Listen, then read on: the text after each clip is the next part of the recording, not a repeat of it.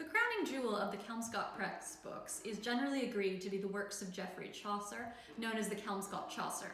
It's wonderfully described by Edward Burne-Jones, who designed the book's illustrations like a pocket cathedral, and we can see the Society's edition here. The book was a labor of love, taking 4 years to complete from design to print, 1892 until 1896, and it was a very ambitious undertaking, larger than any of the other books the press had printed before, so much so that Morris purchased an additional Albion printing press and rented out another cottage space along Upper Mall. Morris and Burne-Jones had a shared love of Chaucer's poetry since their time studying at Oxford, and agreed that printing the Canterbury Tales would be a goal for the Kelmscott Press.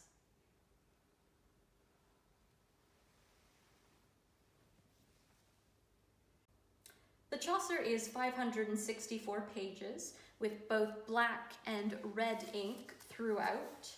All copies were sold before they went to print, as the press had acquired quite a loyal following.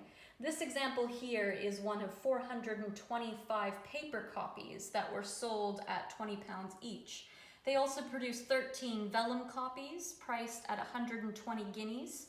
And Morris specially designed an edition that featured a medieval-style binding made of pigskin that was produced by the neighboring Dove's Bindery, and there were 48 of these copies. Morris designed for the Chaucer a woodcut title page, 14 large borders, 18 frames, and 26 initial words.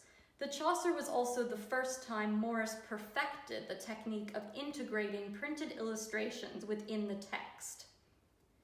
The work features 87 wood-engraved illustrations by Burne-Jones, such as this one we see here, which is the beginning of The Knight's Tale.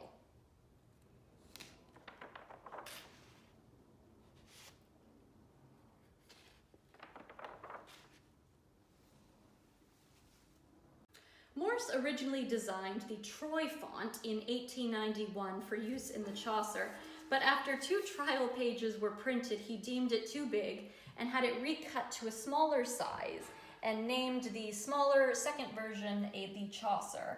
We see both Chaucer and Troy types throughout this work.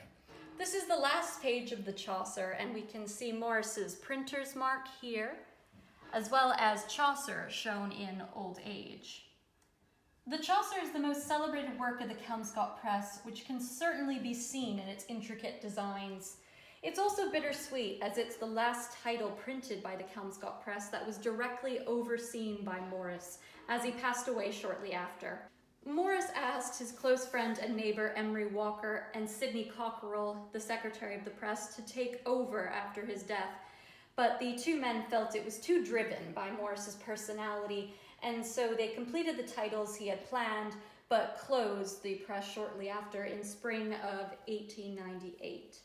The Kelmscott Press had a lasting legacy, not least of which was its inspiration of most of the private presses that began in the late 1890s and early 20th century, cementing Morris as a key player in British printing history.